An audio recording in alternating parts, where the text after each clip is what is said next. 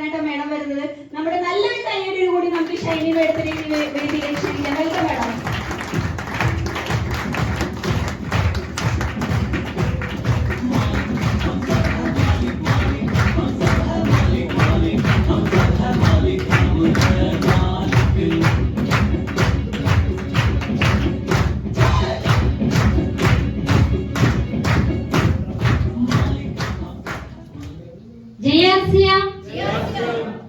എല്ലാവരും ഫുഡൊക്കെ കഴിച്ചു, ഉണ്ണിയപ്പം കഴിച്ചു.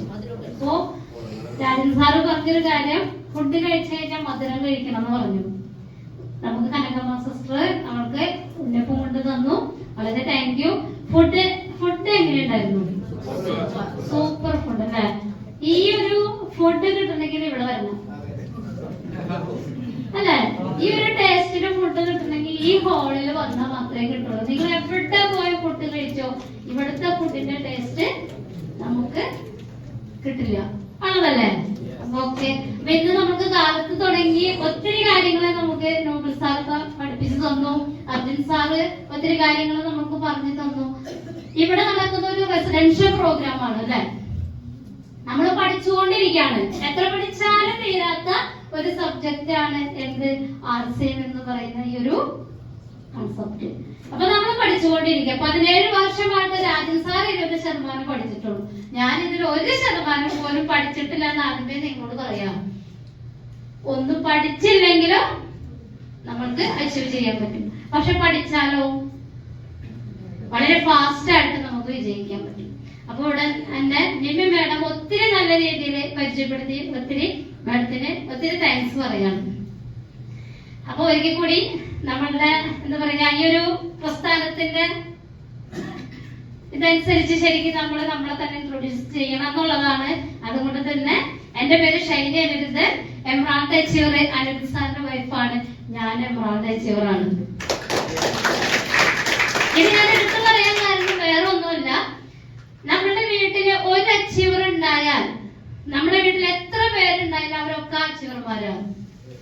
ഒട്ടുമിക്ക ആളുകൾക്കും സംശയമുണ്ട്, എന്റെ അമ്മയല്ല എമറാൾഡ്, എന്റെ അച്ഛനല്ല എമറാൾഡ്, അപ്പൊ ഞാൻ എങ്ങനെ എമറാൾഡ് ആവും? അങ്ങനെയാണോ? നമ്മുടെ സിസ്റ്റം അനുസരിച്ച് അപ്പൊ ഞാനും ഒരു എമറാൾഡ് അച്ചീവറാണ്. 7.5 വർഷം മുൻപ് RCM എന്നൊരു പ്രസ്ഥാനം എന്റെ അനിരുദ്ധ സാറിന്റെയും കൈകളിലേക്ക് വെച്ച് തന്നത് എന്റെ ഗുരുനാഥൻ ഗിരീഷ് സാറാണ്. അദ്ദേഹത്തെ കുറിച്ച് പറയുമ്പോൾ ഇന്ന് അദ്ദേഹം എത്താന്ന് പറഞ്ഞിട്ടുണ്ടായിരുന്നു. പക്ഷെ എന്തോ റണ്ണിങ്ങിലായിരിക്കും എന്ന് ഞാൻ പ്രതീക്ഷിക്കുന്നു. പക്ഷെ ഞാൻ സാറിനോട് ഞാൻ അനുവാദം ചോദിച്ച് ഇന്നലെ അർജുൻ സാറ് ഇതിനെ കുറിച്ച് പറയുമ്പോൾ, ഈ ഒരു സെക്ഷനെ കുറിച്ച് പറയുമ്പോൾ ഞാൻ ആദ്യം വോയിസ് ഇട്ടത് എന്റെ ഗിരീഷ് സാറിന് ജിഷാമഠത്തിനായിരുന്നു. അപ്പൊ സാറിന് വളരെ സന്തോഷം തോന്നി. ആ ഒരു സന്തോഷം ശരിക്ക് ഗിരീഷ് സാറാണ് എന്റെ കയ്യിലേക്ക് ഈ സന്തോഷമുള്ള ഒരു പ്രസ്ഥാനത്തെ കയ്യിലേക്ക് വെച്ച് തരുന്നത്. ചെയ്തിരുന്ന ജോലി ടൈലറിംഗ് ആയിരുന്നു എന്ന് ഇവിടെ നിമ്മി മേഡം പറഞ്ഞു. 1-2 വർഷമല്ല, ഒന്ന് ആലോചിച്ച് നോക്കണം. 25 വർഷക്കാലം ടൈലറിംഗ് ജോലി ചെയ്തു. ഞാനും അനിരുദ്ധ സാറും ചെയ്തു. എന്റെ ഭൂതകാലം കേട്ട് കഴിഞ്ഞിട്ടുണ്ടെങ്കിൽ എനിക്ക് മനസ്സിലാവും ഞാൻ എന്തിനാണ് RCM ഏറ്റെടുത്തത്. കുറച്ച് ഞാൻ അതിലേക്ക് കടന്നിട്ട് ഞാൻ എന്തിനാ RCM ചെയ്തു എന്ന് ഞാൻ പറയാം. കാരണം എന്റെ വീട്ടില് അച്ഛൻ, അമ്മ, 4 സഹോദരങ്ങള്, 3 പെണ്ണും 1 ആണും. രണ്ടാമത്തെ വ്യക്തിയാണ് ഞാൻ. 12-ാം വയസ്സില് അച്ഛൻ നഷ്ടപ്പെടുന്ന ഒരു കുട്ടിയുടെ വേദന ഇവിടെ ഇരിക്കുന്നവർക്ക് പറഞ്ഞാൽ മനസ്സിലാവുമെന്ന് എനിക്കറിയില്ല. പക്ഷെ എല്ലാവരും ഉണ്ടായിട്ടും അനാഥയെ പോലെ ജീവിച്ച വ്യക്തിയാണ്. അതുകൊണ്ട് തന്നെ 12 വയസ്സെന്ന് പറയുമ്പോ 5-ാം ക്ലാസ്സിൽ പഠിക്കുന്ന സമയം ഒരു വീടിന്റെ ഉത്തരവാദിത്തം അമ്മയുടെ ഒപ്പം ചേർന്ന് തോളോട് തോൾ ചേർന്ന് ഏറ്റെടുത്ത വ്യക്തിയാണ്. അവിടെ നിന്ന് ശരിക്കും പറഞ്ഞിട്ടുണ്ടെങ്കിൽ ഒത്തിരി ബുദ്ധിമുട്ടുകൾ അനുഭവിച്ചു. നമുക്കറിയാലേ, നമ്മുടെ വീടുകളില് പൈസ ഇല്ലാത്തതിന്റെ ഒരു ദോഷം മനസ്സിലാക്കി എത്ര പേരുണ്ട് നമ്മുടെ കൂട്ടത്തില്? ഒത്തിരി ആളുകളുണ്ട്. വളരെ സന്തോഷമുണ്ട്. കാരണം എല്ലാവരും സാധാരണക്കാരാണ്. അപ്പൊ ഞാൻ പറയുന്നവർക്ക് മനസ്സിലാവും. കാരണം ഞാനൊരു വീട്ടിലേക്ക് കയറി ചെല്ലും, അച്ഛനില്ലാത്ത മക്കള് ചെല്ലുമ്പോ ആ ചെല്ലുമ്പോ അവരുടെ ആ ഒരു മനോഭാവം. കാരണം എന്താ, നമ്മൾ എന്തെങ്കിലും തൊഴിലുകളൊക്കെ ചെയ്തു കൊടുക്കാൻ നമ്മളെ സഹായിക്കും. അല്ലെങ്കിലോ നമ്മൾക്ക് അവിടെ ഒരു വിലയും ഇല്ല എന്നുള്ളതാണ്. പക്ഷെ ഞാൻ അവിടേക്ക് ചെല്ലുമ്പോഴും ഒറ്റ കാര്യം മാത്രമേ ഉണ്ടായുള്ളൂ. പഠിപ്പല്ല ഞാൻ മുഖ്യം നോക്കിയേ, എന്റെ അമ്മയെ എങ്ങനെ സഹായിക്കും. 12 വയസ്സ്. ഇന്ന് ഞാൻ എത്രയൊക്കെ ഉള്ളു. അപ്പൊ എനിക്ക് 12 വയസ്സുള്ളപ്പോ ഞാൻ എത്ര ഉണ്ടാവുമെന്ന് നിങ്ങളൊന്ന് ചിന്തിച്ചു നോക്കിയേ. അത്രയൊക്കെ ഉണ്ടായിരുന്നുള്ളൂ. 12-ാം വയസ്സില് അച്ഛന്റെ മരണശേഷം അമ്മയുടെ മൂത്ത ആങ്ങള സോപ്പിന്റെ ബിസിനസ് ചെയ്യുന്ന ആളായിരുന്നു. അദ്ദേഹം ഞങ്ങൾക്ക് സോപ്പ് കൊണ്ട് ഉപജീവന മാർഗം നടത്താൻ, എന്റെ അമ്മ ഒരു കൂലിപ്പണിക്ക് പോയിട്ടുള്ള ഒരു വ്യക്തിയല്ല. അതുകൊണ്ട് തന്നെ ഒത്തിരി ബുദ്ധിമുട്ടേണ്ടി വന്നു. അദ്ദേഹം തന്ന സോപ്പിന് ഞാൻ വീടാന്തരം സെയിൽ ചെയ്യാൻ തുടങ്ങി. സ്കൂളിൽ പോയി വന്ന് പഠിക്കാൻ എനിക്ക് നേരം കിട്ടിയിട്ടില്ല. ഞാൻ അമ്മേനെ സഹായിക്കാനായിട്ട് സോപ്പ് ബിസിനസ്സിന് ഇറങ്ങിയ ഓരോ വീടുകളും, കാരണം ഞാൻ ചെല്ലുമ്പോ എല്ലാവരും കൈ നീട്ടി, ഇന്ന് ഞാൻ ചെന്ന് അസ്യം പറയുമ്പോ ആളുകൾ കൈ നീട്ടി സ്വീകരിക്കുന്നത് പോലെ അന്ന് ഞാൻ ചെല്ലുമ്പോ എന്നെ ആളുകൾ സ്വീകരിക്കുമായിരുന്നു.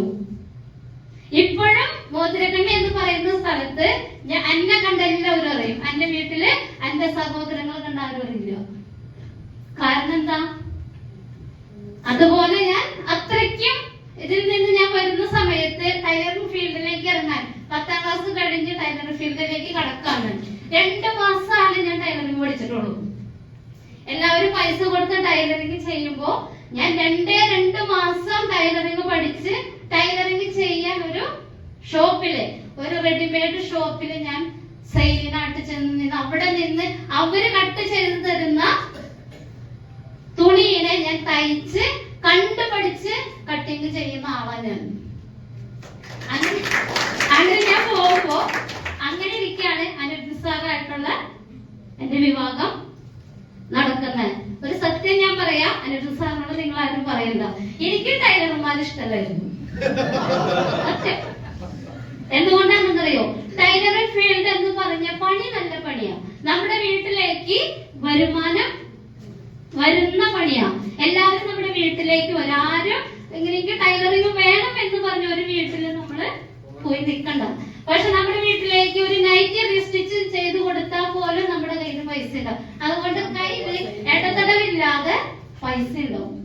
അതുകൊണ്ട് തന്നെ എനിക്ക് മനസ്സിലായി ആ പണിക്ക് ഒരു റെസ്റ്റും ഇല്ല. ഒരു കല്യാണത്തിന് സ്വസ്ഥമായിട്ട് പോകാൻ പറ്റില്ല. നമ്മുടെ ആഘോഷങ്ങൾ സ്വസ്ഥമായിട്ട് നമുക്ക് കൂടാൻ പറ്റില്ല. അപ്പൊ ഞാൻ ആലോചിച്ചൊരു കാര്യമുള്ളൂ, എനിക്ക് വേറെ എന്ത് കൂലിപ്പണി ചെയ്യുന്ന വ്യക്തികളായിക്കോട്ടെ, എനിക്ക് ടൈലറിംഗുകാരന് വേണ്ട. ആലോചിച്ച് നോക്കിയേ, ദൈവത്തിന്റെ ഒരു പണി എന്ന് പറയുന്നത് അവിടെയാണ് ശരിക്കും നമ്മള് ദൈവത്തിനെ മനസ്സിലാക്കേണ്ടത്. എനിക്ക് ഇഷ്ടമില്ലാതിരുന്നിട്ട് പോലും അനിൽ സാറ് ആഗ്രഹിച്ച ഒറ്റ കാര്യമുള്ളൂ, വീട്ടില് നല്ല രീതിയിൽ നിൽക്കുന്ന ഒരു പെൺകുട്ടി, അച്ഛനമ്മമാരെ നോക്കുന്ന ഒരു പെൺകുട്ടി, ടൈലറിങ്ങിന് ഒപ്പം സഹായിക്കുന്ന ഒരു പെൺകുട്ടി. ഒന്ന് ആലോചിച്ച് നോക്കണം. അങ്ങനെ വന്ന് എന്നെ പ്രൊപ്പോസ് ചെയ്യുമ്പോൾ എന്നെ ഇവിടെ ഇരിക്കുന്ന എല്ലാവരും കാണുമ്പോൾ നിങ്ങൾ എല്ലാവരും ചിന്തിക്കുന്നില്ലേ, ഞാൻ സാറ് ലവ് മാരേജ് ആയിരുന്നു? നിങ്ങൾക്ക് ചിന്ത വന്നിട്ടില്ല ഒരു നിമിഷമെങ്കിലും? ഞങ്ങളുടെ ഹൈറ്റ് വ്യത്യാസം കാണുമ്പോ സത്യത്തിൽ അറേഞ്ച് മാരേജ് ആയിരുന്നു. സാറേ 3 കാര്യങ്ങളെ നോക്കിയുള്ളൂ. ആ 3 കാര്യത്തിലും നല്ല പെർഫെക്റ്റ് ആയിട്ട് ഞാൻ ചെയ്യുമായിരുന്നു. സാറിന്റെ കൂടെ ഞാൻ 23 വർഷം മുൻപ് സാറിന്റെ കൂടെ ഞാൻ ഇറങ്ങി വരുമ്പോ പക്ക ഡീസന്റ് ആയിട്ട് ഒരു വീട് ഭരിക്കാനായിട്ട് ഞാൻ എന്റെ വീട്ടിൽ നിന്ന് പഠിച്ചിട്ട് വന്നു. എങ്ങനെ എന്റെ അമ്മയെ ഹെൽപ്പ് ചെയ്യാനുള്ള മനോഭാവം എന്നിലേക്ക് വന്നതുകൊണ്ട്. എന്റെ മൂത്ത ചേച്ചി ഗവൺമെന്റ് ഉദ്യോഗസ്ഥയാണ്. ഇളയ അനിയത്തി ടൈലറിംഗ് തന്നെയാണ്. ഇപ്പൊ ഒരു ഗാർഡനില് ജോലിക്ക് പോവാ. ആർസ്യം തലയിൽ വീട്ടില്ല. ആ കണക്ക് ടൂറിന്റെ വർക്ക്ഷോപ്പ് പ്ലാറ്റിനം അച്ചീവറ ആർസ്യമില്. ഇപ്പോഴും വലിയ കേട്ടിട്ടൊന്നുമില്ല. എന്നാലും പിന്നെ അങ്ങനെയാണ് എന്റെ ഒരു ജീവിതമായിരുന്നു. അങ്ങനെ ഞാൻ ഒരു സാറിന്റെ വീട്ടിലേക്ക് വന്നു കഴിഞ്ഞപ്പോ ഞാൻ 6 മാസം ഗുസ്തി പിടിച്ച് തയ്ക്കാണ്ടിരുന്നു. ഞാൻ ഇനി തയ്ക്കില്ല എന്നുള്ള രീതിയിൽ. പക്ഷെ എനിക്ക് മനസ്സിലായി, സാറ് തന്നെ പണികൾ ചെയ്യുമ്പോ 2 അറ്റം കൂട്ടി മുട്ടിക്കാൻ പറ്റില്ല എന്നേ എനിക്ക് മനസ്സിലായി 6 മാസത്തിന് ശേഷം. അന്നൊരു സാറിന്റെ കാര്യങ്ങൾ പറയുകയാണെന്നുണ്ടെങ്കിൽ ഇത്ര പക്ക ഒരു മനുഷ്യൻ ആ ഏരിയയിൽ ഇല്ല എന്നുള്ളതാണ്. കുടിക്കില്ല, വലിക്കില്ല, ഒരു ദുസ്വഭാവം, ആകെ ഒരു ദുസ്വഭാവം ഇച്ചിരി മുൻകർഷയുണ്ട്. അതിന് ഞാനത് സഹിച്ചു. അതിന് ഞാൻ അഡ്ജസ്റ്റ് ചെയ്യാൻ തയ്യാറായപ്പോ എന്തുണ്ടായി? ഞങ്ങളുടെ ജീവിതം നല്ല സന്തോഷമായിട്ട് പോകാൻ തുടങ്ങി. വഴക്കില്ല, വക്കാണില്ല, ആരും നോക്കൂല, ഞങ്ങള് ഹാപ്പിയാണ്. ഞങ്ങൾ വീട്ടിൽ നിന്ന് 2 പേരും കൂടെ ടൈലറിംഗ് ഷോപ്പിൽ ഞങ്ങളുടെ വീട്ടിൽ തൊട്ടുപുറത്ത് കാണിച്ചു തരുന്നതാണ്. ടൈലറിംഗ് ഷോപ്പിൽ ഞങ്ങൾ 2 പേരും മുഖത്തോട് മുഖം നോക്കി തയ്ക്കും. ഏറ്റവും കൂടുതൽ ഞങ്ങൾക്ക് ബെനിഫിറ്റ് കിട്ടിയിരുന്നത് സ്കൂൾ സീസണിലാണ്. 2 ദിവസം കൊണ്ട് ഞാൻ സാറും കൂടി 250 പാന്റ് തയ്ച്ചാൽ പോലും സത്യം ഞാൻ പറയാം. ആ മേഡം നമ്മുടെ കൂടെ സ്റ്റാർ അച്ചീവറാണ്. ഞങ്ങൾക്ക് ടൈലറിംഗ് കൊണ്ടുവന്നിരുന്ന ആ വ്യക്തി. അത്രയ്ക്ക് ഹാർഡ് വർക്ക് അന്നും ഞാൻ ചെയ്യുമായിരുന്നു. അതുകൊണ്ട് തന്നെ എന്തുണ്ടായി, എന്റെ മക്കളെ ഒരാളുടെ മുന്നിലും കൈ നീട്ടാൻ ഇന്ന വരെ 20 വയസ്സായി എന്റെ പുത്രന് ഇന്ന വരെ 2 മക്കളെയും ഒരു സ്ഥലത്തേക്കും കൈ നീട്ടാൻ വിട്ടിട്ടില്ല. അച്ഛനമ്മ കൂലിപ്പണിയാണ്. വീടുകളിൽ ചെല്ലുമ്പോ ഒരു വീടില്ലാത്ത എത്ര പേരുണ്ട് ഈ ഇരിക്കുന്ന കൂട്ടത്തിൽ? ഒന്ന് ഹാൻഡ് റൈസ് ചെയ്ത്. സ്വന്തമായിട്ട് വീടില്ലാത്ത ആളുകള് ഉണ്ട്. കണ്ണു തുറന്ന് അരസിവില് പഠിച്ചോ, കണ്ണു തുറന്ന് നിങ്ങൾ അരസിവില് നിന്നോ ഒക്കെ കിട്ടും. അന്ന് ഞങ്ങള് വീടില്ലാതെ ഓരോ വീടുകളിൽ ചെല്ലുമ്പോ ഇവൻ വീട് പണിയില്ലേ, ടൈലറിംഗ് തന്നെ ചെയ്യുന്ന, ഇവനെ കൊണ്ടൊന്നിനും കൊള്ളില്ല. ഞാൻ കേട്ടിട്ടുണ്ട് എന്റെ ചെവിട്ടില്. എനിക്ക് എന്റെ സാറിനോട് പറയാൻ പറ്റുമോ അവരങ്ങനെ സംസാരിച്ചു? ഞാൻ ഒരിക്കലും സാറിന് നെഗറ്റീവായിട്ട് ഒരു സ്ഥലത്ത് ഞാൻ എന്റെ ജീവിതത്തിലെ ഞാൻ പറഞ്ഞിട്ടില്ല എന്നുള്ളതാ. എന്തുകൊണ്ടാണെന്ന് അറിയാം, എനിക്കറിയാം എന്നെ സാർ എങ്ങനെയാണെന്നുള്ളത് എനിക്ക് കറക്റ്റ് ആയിട്ട് അറിയാവുന്നത് കൊണ്ട് തന്നെ ആര് പറഞ്ഞാലും ഞാനോട്ട് സമ്മതിക്കില്ല. വീടുണ്ടാവുന്ന കാലഘട്ടം വരും. അപ്പോ ഞങ്ങള് എന്റെ മകൻ പറയാറുണ്ട്, എന്താണെന്നറിയോ, അമ്മ ഇത്രയും കൂടി ഇല്ലാത്ത എത്രയോ ആളുകള് നമ്മുടെ ചുറ്റുവട്ടത്തുണ്ടാകും. ഒന്ന് തിരിഞ്ഞു നോക്കി നമുക്ക് തീർച്ചയായിട്ടും നമുക്ക് വീടുണ്ടാക്കാൻ പറ്റും. അപ്പൊ എന്റെ സ്വപ്നം എന്റെ മകനായിരുന്നു. ഒറ്റ കാര്യം ഞാൻ എന്റെ മകനോട് പറഞ്ഞിട്ടുള്ളൂ, മോനെ ബിടെക് എഞ്ചിനീയർ ആവണം, ഗൾഫിൽ പോണം, വരുമാനം കിട്ടും, വീട് പണിയും. പെങ്ങളെ നിനക്ക് വീട് ഞാൻ ഉണ്ടാക്കി തരും. ഞാൻ അച്ഛനോട് എങ്ങനെയാണെന്നറിയോ, പഞ്ചായത്തിൽ നിന്ന് ലോൺ എടുത്തിട്ട് തരുമോ? ഒരു സ്വന്തം ഭൂമി ഇല്ലാത്തവർക്ക് വീട് തരുമോ? തറവാട്ടിലാണ് താമസം. എന്നാലോചിച്ച് നോക്കണം. ഞാനും സാറും കഷ്ടപ്പെട്ട് 7 സെന്റ് സ്ഥലം ഉള്ള സ്വർണ്ണങ്ങള് കാര്യങ്ങളൊക്കെ വിറ്റ് കൂലിപ്പണി ചെയ്ത് 7 സെന്റ് സ്ഥലം വീട് വെക്കാൻ ഞങ്ങൾ സ്വന്തമാക്കി. പഞ്ചായത്ത് അതിനും തന്നില്ല വീട്. കാരണം എന്താ, 3 സെന്റിലും കൂടുതല് ഭൂമി തരുമോ? അതും തന്നില്ല. പോട്ടെ. പക്ഷെ ഞാനൊരു തീരുമാനം എടുത്തു, ടൈലറിംഗ് ചെയ്തുകൊണ്ടിരുന്നാൽ എന്റെ മക്കളെ നല്ല രീതിയിൽ പഠിപ്പിക്കാൻ ഒന്നും പറ്റില്ല എന്നുള്ള കാര്യം എനിക്ക് ഉറപ്പായി. അത് മനോഭാവത്തോടുകൂടി ഞാൻ അജിത് സാറിനോട് പറഞ്ഞൊരു കാര്യം, നിങ്ങൾ എന്ത് പണിക്കാണോ പോകുന്നത് ഒപ്പം ഞാനുണ്ട്. എന്ത് പണിക്ക് പോയാലും എടുക്കാൻ പറ്റാത്ത പണികളടക്കം ഞാൻ ചെയ്തിട്ടുണ്ട്. എല്ലാ വീഡിയോയിലായാലും ക്ലാസ്സുകളായാലും ഞാൻ പറയാറുണ്ട്. ഇവിടെ ഇരിക്കുന്ന സ്ത്രീകളെ എത്ര പേര് കൂലിപ്പണിക്ക് പോയിട്ടുണ്ട്? മാത്രം. ഓക്കെ, കൂലിപ്പണി എന്ന് പറയുമ്പോ ഞാൻ തുടക്കം എന്റെ തൊഴിലുറപ്പായിരുന്നു. 125 രൂപ കൂലി ഉള്ളപ്പോ ഫസ്റ്റ് ബാച്ചില് പണിക്ക് ഇറങ്ങിയതാണ് ഞാൻ. തൊഴിലുറപ്പിന് ബിജു മേഡം കൊണ്ട്, അതുകൊണ്ടാണ് ഇവിടെ സ്റ്റാർ പാടായിട്ടിരിക്കുന്നത്. മനസ്സിലായോ? അപ്പൊ നമ്മളെന്താ ചെയ്തിരിക്കുന്നത്, ഞാൻ ഒറ്റ കാര്യം ചിന്തിച്ചോളൂ, എനിക്ക് നല്ല രീതിയിൽ ജീവിക്കണം, എന്റെ മക്കൾക്ക് നല്ല രീതിയിൽ ജീവിക്കണം, പേരൻസിനെ നല്ല രീതിയിൽ നോക്കണം. ഇത് വളരെ വളരെ വലിയൊരു സ്വപ്നമായിരുന്നു. കാരണം എനിക്ക് വീട്ടിലുണ്ടായ അനുഭവം എന്റെ മക്കൾക്ക് ഒരിക്കലും കൊടുക്കാൻ ഞാൻ ആഗ്രഹിക്കുന്നില്ല. നിങ്ങൾ ആഗ്രഹിക്കുന്നുണ്ടോ? നിങ്ങളുടെ മക്കൾക്ക് നിങ്ങൾ ബുദ്ധിമുട്ടി പോലെ ബുദ്ധിമുട്ടാനായിട്ട് ആഗ്രഹിക്കുന്നുണ്ടോ? ഇവിടെ നോബിൾ സാറ് കാണിച്ച ഈ കഥകളൊക്കെ ഉണ്ടല്ലോ, കാണുമ്പോ നമ്മളുടെ നെഞ്ചു പൊട്ടിപ്പോവും. ഇത് അനുഭവിച്ച ആളുകൾക്ക് നെഞ്ചു പൊട്ടിപ്പോവും, അനുഭവിക്കാത്ത ആളുകൾക്ക് ചില ഫീലിംഗ് കിട്ടില്ല. ആ വെള്ളപ്പൊക്കം വന്നിട്ട് ആ നടുക്ക് കുത്തിരിക്കുന്ന ഒരു കാഴ്ച കണ്ടു കഴിഞ്ഞാൽ ആരുടെ ചങ്ങ പൊട്ടാതിരിക്കുക? ഞങ്ങൾക്ക് വെള്ളപ്പൊക്കം വന്നില്ല, പക്ഷെ നമ്മൾ എടുക്കുന്ന പണിയിലൂടെ മിച്ചമായിട്ടൊന്നും വെക്കാനായിട്ട് നമുക്ക് പറ്റാതായപ്പോ ഞാൻ സാറും കൂടി 2 കൽപ്പിച്ച് എല്ലാ പണിക്കും എന്താ പറയാ, ടാറിംഗ് പണിക്ക് പോയിരുന്ന അവസ്ഥ എന്ന് ആലോചിക്കാൻ, എന്റെ കൂടെ പഠിച്ച എന്റെ ഫ്രണ്ട്സിനെ ഒരു ജംഗ്ഷനിൽ വെച്ച് കാണേണ്ട ഒരു അവസ്ഥ. കാരണം എന്റെ ചുറ്റുവട്ടത്തുള്ള പണികൾക്ക് പോകുമ്പോഴും 900 രൂപയാണ് ടാറിംഗ് പണിക്ക് കൂലി. ആ പണിക്ക് പോയിട്ട് ഞങ്ങളെ കൊണ്ടുപോയത് കുറ്റിച്ചിറ ജംഗ്ഷനിലേക്കാണ്. ഒന്ന് ആലോചിച്ച് നോക്കി, എന്റെ ചങ്ക് ആലോചിക്കാൻ മൊത്തം എന്റെ മുഖം മൊത്തം മൂടി.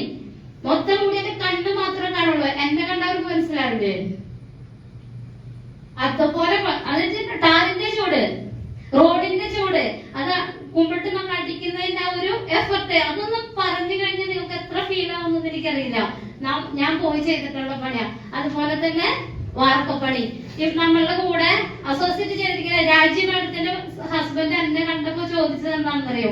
അയ്യോ, ഈ മാഡം അവിടെ എന്റെ കൂടെ പണിക്ക് വന്നതല്ലേ? എവിടെ? വാർക്കപ്പണിക്ക് ഞാൻ പോയിട്ടുണ്ട്. എന്തുകൊണ്ടാണ് ഞാൻ ഇത് പറയണതെന്നറിയോ? അത്രയ്ക്കും ബുദ്ധിമുട്ടിക്കൊണ്ടാണ് നമ്മള് ഓരോ ആളുകളും ജീവിതത്തിൽ 10 രൂപ സമ്പാദിക്കാനായിട്ട് നമ്മൾ പോകുന്നത്. അത്രയ്ക്കും ബുദ്ധിമുട്ട്. എല്ലാ പണിക്കും എത്ര പണി കിട്ടുന്നോ? കാരണം എന്താ? സാറ് പണിയെടുക്കുന്നത് വീട്ടിലേക്ക്, ഞാൻ പണിയെടുക്കുന്നത് എനിക്ക് സമ്പാദിക്കാനായിരുന്നു. അതുകൊണ്ട് തന്നെ സ്വർണം മേടിക്കുക എന്നുള്ളത് എനിക്കൊരു ഹരമായിരുന്നു. എല്ലാ വർഷം 2 പവന്റെ സ്വർണം മേടിക്കും. മനസ്സിലായി? ഞാൻ സ്വന്തമായിട്ട് പണിയെടുത്ത് അനിൽ സാറ് പണിയെടുക്കുന്നത് ആശുപത്രി കൊണ്ടുകൊടുക്കാനും വീട്ടിൽ ചെലവിനും മാത്രമേ ഉണ്ടായിട്ടുള്ളൂ. ഓക്കെ, മനസ്സിലാവണ്ട? അപ്പൊ നമ്മൾ എന്തിനാ അർസ്യം ചെയ്യണം? അതാണ് എനിക്ക് നിങ്ങളോട് പറയുന്നത്. നമ്മൾ അർസ്യം ചെയ്യുന്നുണ്ടോ? അട്ടി ഉറച്ചു നിൽക്കാം, അല്ലെ പിന്നെ വിട്ടു പോയേക്കാം. അല്ലാത്തവരാരും ഇങ്ങനെ ക്യാഷ്വലായിട്ട് ചെയ്യാനല്ലേ വല്ലതും കിട്ടിയാൽ മതി എന്നൊന്നും ആരും ചിന്തിക്കണ്ട. മേടിച്ചെടുക്കുകയാണെങ്കിൽ നമ്മള് പവറായിട്ട് തന്നെ മേടിച്ചെടുക്കണം. ആർസ്യം വന്ന് ഈ പ്രസ്ഥാനത്തെ കുറിച്ച് ഗിരീഷ് സാറ് ഞങ്ങളോട് പറയുമ്പോ ഒരിക്കലും ഇത്ര നല്ലൊരു പ്രസ്ഥാനമാണെന്നോ ഞാൻ ഇവിടെ നിന്ന് സംസാരിക്കുന്ന സ്വപ്നത്തിൽ കൂടി വിചാരിച്ചിട്ടില്ല. ഒരു കുടുംബശ്രീക്ക് പോയിട്ടുണ്ടെങ്കിൽ ബാക്കിൽ ഇരിക്കുള്ളൂ. കാരണം എന്താ? അവിടെ സെക്രട്ടറി പ്രസിഡന്റ് അങ്ങനെ എഴുതാൻ പറഞ്ഞ എനിക്ക് പേടിയാ. ഞാൻ എഴുതുന്നത് തെറ്റിയാലെന്നുള്ള പേടി കൊണ്ട് ഞാൻ ബാക്കിൽ നിൽക്കുള്ളൂ. എന്നെ പോലെ ആരും ഉണ്ടായിട്ടുണ്ടാവില്ല. ഒന്ന് സംസാരിക്കാൻ വാർഷികമൊക്കെ ആയി ഒന്ന് സ്വാഗതം പറയാൻ പറഞ്ഞ ഞാൻ പറയില്ല. എനിക്ക് പേടിയാ. ഞാൻ പറഞ്ഞു കഴിഞ്ഞാൽ തെറ്റിയാലെന്നുള്ള പേടി. അതുകൊണ്ട് തന്നെ ഞാൻ അതും ചെയ്യാറില്ല. പക്ഷെ ഞാൻ 2016 ഒക്ടോബർ 30 ഗിരീഷ് സാർ ആർസ്യം എന്നൊരു പ്രസ്ഥാനം എന്റെ അനിൽ സാറിന്റെ അടുത്തേക്ക് കൊണ്ടുവരുന്നത്. അതിക്ക് മുൻപ് ഞങ്ങൾ ആർസ്യങ്ങൾ ഉണ്ടായിരുന്നു. അതുകൊണ്ട് പ്രൊഡക്റ്റ് ഉപയോഗിച്ച് ഞങ്ങൾക്ക് നല്ല ശീലം ഉണ്ടായിരുന്നു. ആ പ്രൊഡക്റ്റ് ഉപയോഗിച്ച് ശീലം ഉള്ളത് കൊണ്ട് തന്നെ സാറ് ഞങ്ങളുടെ കണ്ടിട്ട് ആള് വോട്ട് തിരിച്ചു വന്നതാ. സത്യത്തിൽ ഞങ്ങളെ ലക്ഷ്യക്ക് വന്നതായിരുന്നു. കാരണം എന്താ? സാറിന്റെ കടയിൽ ചെന്ന് ഞങ്ങൾ പ്രൊഡക്റ്റ് മേടിക്കാറുണ്ട്, ഞങ്ങളുടെ ഷോപ്പിൽ കൊണ്ടുവന്ന് ഞങ്ങൾ സെയിൽ ചെയ്യാറുണ്ട്. അങ്ങനെ സാറ് ഞങ്ങളെ തേടി വന്ന് വീണ്ടും ഞങ്ങളുടെ ഷോപ്പിലേക്ക് വന്നപ്പോ ഞാൻ മൈൻഡ് ചെയ്തില്ല. സത്യം പറയാറോ? കാരണം എന്താണെന്നറിയോ? ഞാൻ ബ്ലൗസ് കട്ട് ചെയ്തിട്ടുണ്ടെങ്കിൽ അത് കട്ട് ചെയ്ത് തയ്ച്ചു കൊടുത്ത് 100 രൂപ കിട്ടും. ഈ വീഡിയോ കൊണ്ടുകൊണ്ടിരുന്ന് എനിക്ക് വല്ലതും കിട്ടുമോ? അനിൽ സാർ പക്ഷെ അത് വളരെ ഡീപ്പായിട്ട് ഇങ്ങനെ കേൾക്കുന്നുണ്ടായിരുന്നു. ഇടയ്ക്ക് ഞാൻ നോക്കും ഒളി കണ്ടിട്ട്. പെണ്ണെന്ന് പറഞ്ഞിട്ടുണ്ടെങ്കിൽ ഒരു കൊമ്പ് കൂടുതൽ എല്ലാവർക്കും. സത്യല്ലേ? ഇവിടെ ഇരിക്കുന്ന സ്ത്രീകൾ സമ്മതിക്കുന്നുണ്ടോ? നമ്മുടെ വീട് ഭരിക്കുന്നത് നമ്മളാണെങ്കിൽ നമുക്ക് ഒരു കൊമ്പ് കൂടുതലാണ്. നോക്കും ആണതല്ലേ? പക്ഷെ നമ്മുടെ വീട്ടിലുള്ള നമ്മുടെ കുടുംബനാഥനായിട്ട് നമ്മൾ നല്ല ചേർച്ചയിലല്ലെങ്കിൽ ആ കൊമ്പ് അവർ ഒളിച്ചു വയ്ക്കും. ഇവിടെ നേരെ മറിച്ചായിരുന്നു. ഞാനും അനിൽ സാർ എടുക്കുന്ന തീരുമാനം ഞങ്ങളുടെ വീട്ടില് ശക്തമായിരുന്നു. അതുകൊണ്ട് തന്നെ ഒപ്പം ചേർന്ന് നിൽക്കാൻ നമുക്ക് നമ്മുടെ ഫാമിലിയോട് ഒപ്പം പറ്റണം. ആ സമയത്താണ് എന്റെ മകൻ ഇവിടേക്ക് ഞങ്ങളുടെ ടൈലർ ഷോപ്പിലേക്ക് കടന്നു വരുന്നത്. അശ്വിനെ ഇവിടെ എത്ര പേര് കണ്ടിട്ടുണ്ട്? ഒത്തിരി ആളുകൾ കാണാത്തുണ്ട്. അശ്വിനെ 9ാം ക്ലാസ്സിൽ പഠിക്കുമ്പോ എന്റെ ഇത്ര ഹൈറ്റ് ഉള്ളൂ. ഈ ഹൈറ്റ് ഉള്ളപ്പോ മകൾക്കാണെങ്കിൽ 4ൽ പഠിക്കുന്ന നല്ല ഹൈറ്റ്, അവന്റെ അത്ര തന്നെ ഈക്വൽ ആയിട്ട് നിൽക്കാം. അപ്പോഴാണ് ഗിരീഷ് സാറ് ന്യൂട്രി ചാർട്ടി കിഡ്സ് എന്ന പ്രൊഡക്റ്റ് അനിൽ സാറിനെ പരിചയപ്പെടുത്തുന്നത്. അനിൽ ഇത് കൊടുത്താൽ കുട്ടിക്ക് ഹൈറ്റ് വെക്കും. പിന്നെ ഞാൻ നോക്കിക്കോ. അപ്പൊ ഞാൻ കത്തിലേക്ക് താഴെ വെച്ചു. കാരണം എന്താ? ഞങ്ങളുടെ വീട്ടിൽ എല്ലാവരും നല്ല ഹൈറ്റ് ഉള്ള ആളുണ്ട്. ഞാനും എന്റെ മകനും മാത്രം ഹൈറ്റ് കുറവ്. നീ അമ്മയെ പോലെ എന്തുണ്ട്? സങ്കടം ഉണ്ടാവോ? പക്ഷെ ഗിരീഷ് സാറ് പറഞ്ഞു ഇത് കൊടുത്തു കഴിഞ്ഞാൽ നിങ്ങൾക്ക് 100% റിസൾട്ട് കിട്ടുമെന്ന് പറഞ്ഞപ്പോ ഞാൻ അതവിടെ വെച്ച് വീഡിയോ കണ്ടു, കമ്പനിയുടെ വീഡിയോ കണ്ടു, പ്രോഗ്രാമുകളുടെ വീഡിയോ കണ്ടു. അങ്ങനെ വീഡിയോ പോലെ കൂടെയാണ് ശരിക്കും പറഞ്ഞിട്ടുണ്ടെങ്കിൽ ആശയം ആദ്യം മനസ്സിലാക്കുന്നത്. അത് നമ്മള് പ്രൊഡക്റ്റ് ഉപയോഗിക്കുന്നുണ്ടെങ്കിൽ ബിസിനസ് ഒന്ന് മനസ്സിലാക്കിയിട്ടല്ല, പൈസ കിട്ടണം. പ്രൊഡക്റ്റ് നമ്മുടെ സ്റ്റേഷനറി കടയിൽ വെച്ച് നമുക്ക് വിൽക്കുന്നത് കൊണ്ട് കിട്ടുന്ന പൈസ ലാഭം നോക്കിയിട്ടാണ് പ്രൊഡക്റ്റിനെ കുറിച്ച് ഒന്നും പഠിക്കാനോ കാര്യങ്ങളോ ഒന്നും നമ്മള് തയ്യാറല്ലായിരുന്നു. പക്ഷെ ഗിരീഷ് സാറിന് അത് പറഞ്ഞ് മനസ്സിലാക്കി തരാനായിട്ട് പറ്റി. അങ്ങനെ സാറ് വന്ന് ഇതിന്റെ കാര്യങ്ങൾ പറഞ്ഞപ്പോ ഓക്കെ കിഡ്സ് മേടിച്ചു. മുളക് പൊടി, മല്ലിപ്പൊടി, മഞ്ഞൾപ്പൊടി അടങ്ങുന്ന കുറച്ച് ഉൽപ്പന്നങ്ങൾ മേടിച്ച 1000 രൂപയുടെ ജോയിനിങ്. ആ ജോയിനിങ് വെച്ച് ഞങ്ങള് അർസനിലേക്ക് കടന്നു വന്നപ്പോ പിറ്റേ ദിവസം സാറ് പറയാണ്, ഇവിടെ എറണാകുളത്ത് ഒരു പ്രോഗ്രാം ഉണ്ട്, അതിനടുത്ത് സാറ് അതിനടുത്ത് വായോ വന്നു കഴിഞ്ഞിട്ടുണ്ടെങ്കിൽ അത് ഉപകാരപ്പെടും. അന്ന് നമ്മുടെ ഗ്രേറ്റ് ഗുരുനാഥൻ ഡോക്ടർ രാജൻ സാറായിരുന്നു അന്നത്തെ പ്രോഗ്രാം അവിടെ എടുത്തത്. സാറ് വീട്ടിൽ വന്ന് എന്നോട് പറഞ്ഞു, ഷൈനി പഞ്ചസാര കൊള്ളിൽ ഒഴിവാക്ക്, എന്റെ മുമ്പ് ഇങ്ങനെ നിൽക്കല്ലേ. ഞാൻ പറഞ്ഞു, ഒന്ന് പോ മനുഷ്യ, ആകെ ഇത്തിരി വെള്ളം കുടിക്കണുള്ളൂ, അതുകൂടി കൊടുക്കാനാണോ നിങ്ങളുടെ പ്ലാൻ എന്ന് ചോദിച്ച് ഞാൻ വീണ്ടും പഞ്ചസാര മേടിച്ചു. പക്ഷെ 2 പ്രോഗ്രാം സാർ അറ്റൻഡ് ചെയ്തു വന്നു. 3ാമത്തെ പ്രോഗ്രാം ഇവിടെ എന്നെ അറ്റൻഡ് ചെയ്യിച്ചു. ഞാനിരുന്ന ചെയറായിട്ട് ഇന്ന് ഞാനിരുന്നത്. എന്നെ സാറിന്റെ അടുത്ത് മുന്നിൽ കൊണ്ടിരുത്തി എന്നിട്ട് സാറിന്റെ വൈഫാണെന്ന് പരിചയപ്പെടുത്തി എനിക്കറിയില്ലായിരുന്നു. അന്ന് സാറ് ഞാനും എന്റെ നാത്തൂന്റെ മോളും കൂടി വന്നായിരുന്നു. അവൾക്ക് ഇപ്പോഴും ആവശ്യം മനസ്സിലായിട്ടില്ല. പക്ഷെ ഇവിടെ വന്ന് 4 മണിക്കൂർ ഇവിടുത്തെ ട്രെയിനിങ് കഴിഞ്ഞപ്പോ എനിക്ക് മനസ്സിലായി ഞാൻ എന്റെ വീട്ടിൽ ചെയ്യുന്ന കാര്യങ്ങളൊക്കെ പൊട്ട തെറ്റാണെന്ന് എനിക്ക് മനസ്സിലായി. അപ്പൊ അതിനൊരു മാറ്റം എനിക്ക് വേണമെന്നും ഇനി ഞാൻ ആർസിഎം ഉൽപ്പന്നങ്ങൾ ഉപയോഗിച്ചുകൊണ്ട് നല്ല രീതിയിൽ മുന്നോട്ടേക്ക് പോകാനുള്ള ഒരു തീരുമാനത്തിലേക്ക് ഞാൻ വന്നു. ഈ പടി ഇറങ്ങുമ്പോ ഞാനും സാറും കൂടി തീരുമാനമെടുത്തത് ആർസിഎമ്മിനെ നിൽക്കും, ആർസിഎം അടിയുറച്ച് നിൽക്കുന്നെങ്കിൽ 2 പേരും ഒരുമിച്ച് ഒറ്റയ്ക്കുള്ള ബിസിനസ് ഇല്ല എന്നൊരു തീരുമാനം എടുക്കാൻ പറ്റി. അങ്ങനെയാണ് ടൈലറിംഗ് ഫീൽഡ്. ഇവിടെ ടൈലറിംഗ് ഞങ്ങൾ ഇരിക്കുന്ന നല്ല ഭംഗിയില്ലേ അല്ലേ? ഈ ഒരു കോലത്തിലായിരുന്നു അന്നത്തെ ഞങ്ങളുടെ പോക്ക്. പക്ഷെ ഇതിലൂടെ ഞങ്ങള് പ്രൊഡക്റ്റ് സെയിൽ ചെയ്യാൻ തുടങ്ങി. സാറ് ചോദിച്ചു, സെയിൽ ചെയ്യാൻ ഇഷ്ടമാണോ എന്ന് ചോദിച്ചില്ലേ? നമ്മള് തുടക്കത്തിലെ ചറവറാന്ന് പ്രൊഡക്റ്റിനെ കുറിച്ച് പറയും. കുറച്ച് പഠിച്ചു കഴിഞ്ഞാലോ നമുക്ക് പ്രൊഡക്റ്റ് വിൽക്കാൻ ബുദ്ധിമുട്ടാ. എന്തുകൊണ്ടാന്നറിയോ? പറയുമ്പോ നമ്മള് ആധികാരികമായിട്ട് പറയും.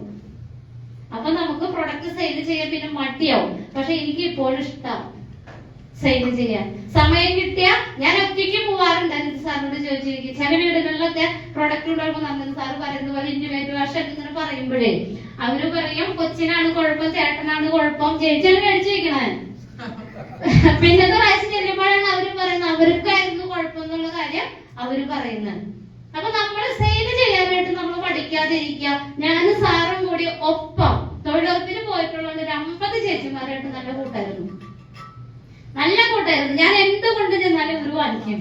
ഒരൊറ്റ ആളും ഈ നിമിഷം വരെ എന്റെ കൂടെ ജോലി ചെയ്തിട്ടില്ല. കാരണം എന്താ? ഞാൻ പറഞ്ഞു കൊടുത്ത ചെറുപറൊന്നും എനിക്കറിയില്ല. ഇനി ഞാൻ അവരോട് പറഞ്ഞു കൊടുത്ത് അവർ അംഗീകരിക്കില്ല.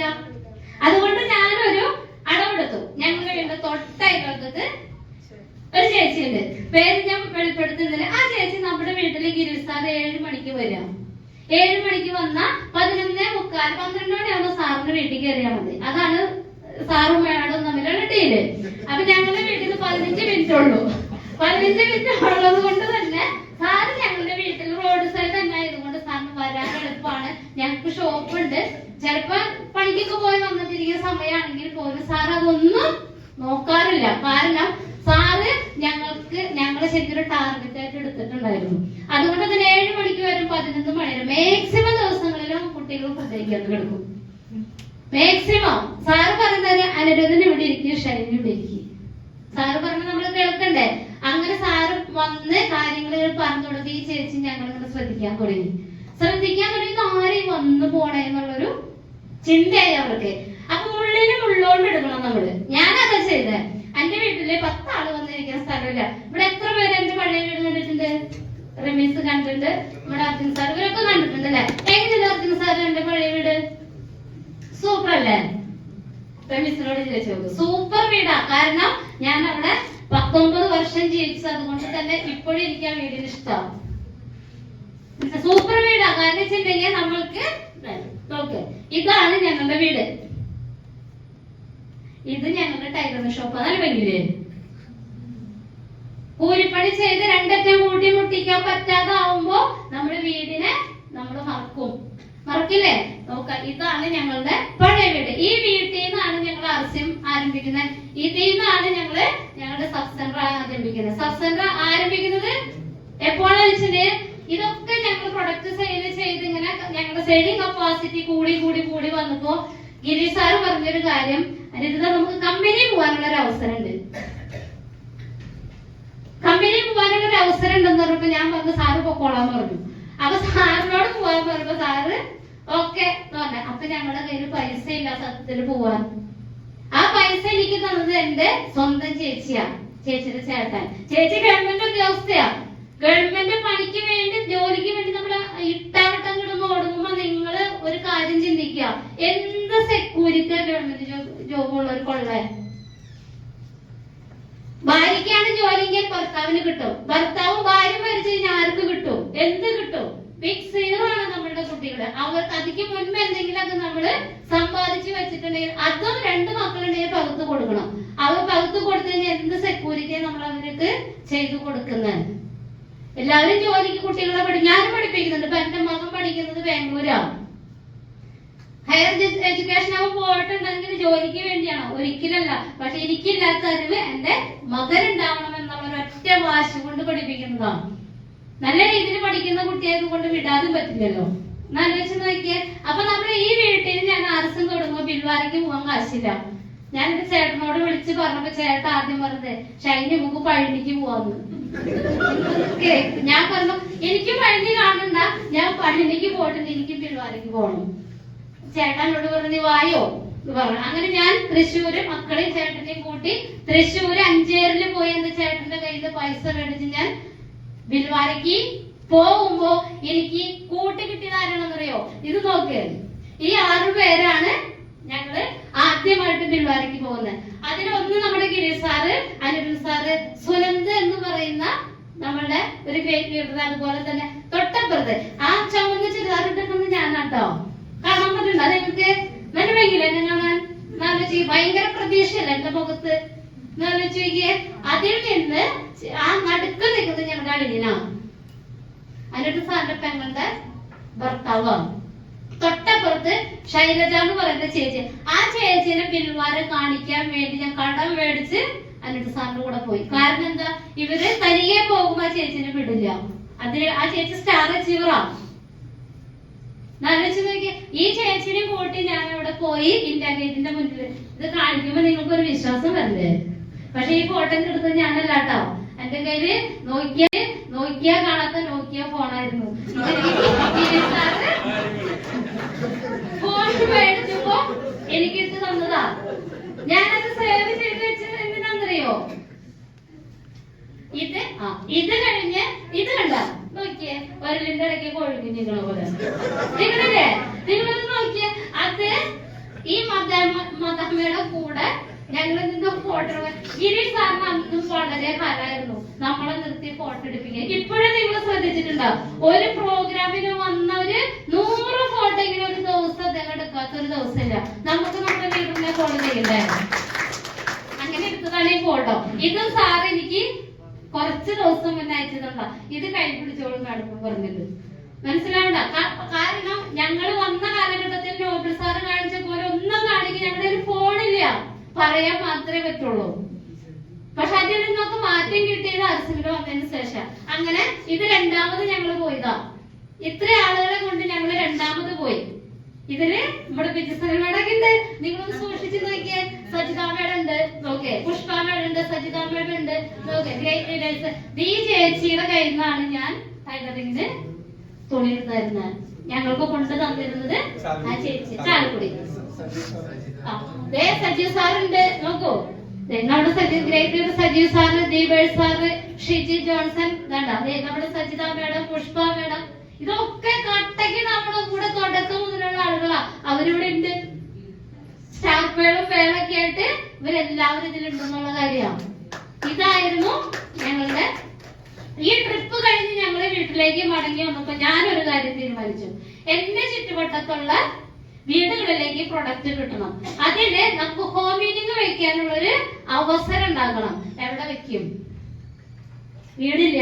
ഞാൻ ആ എത്തി നോക്കുന്ന ചേച്ചിയുടെ വീട്ടിൽ ചെന്നിട്ട് ഞാൻ പറഞ്ഞേ, ചേച്ചിയോടല്ല ഞാൻ പറഞ്ഞു, ചേച്ചിയോട് ഒന്ന് പയ്യെ സൂചിപ്പിച്ചു വെച്ചു. കാരണം അവിടുത്തെ ചേട്ടൻ മുത്തുകുടിയനാണ്.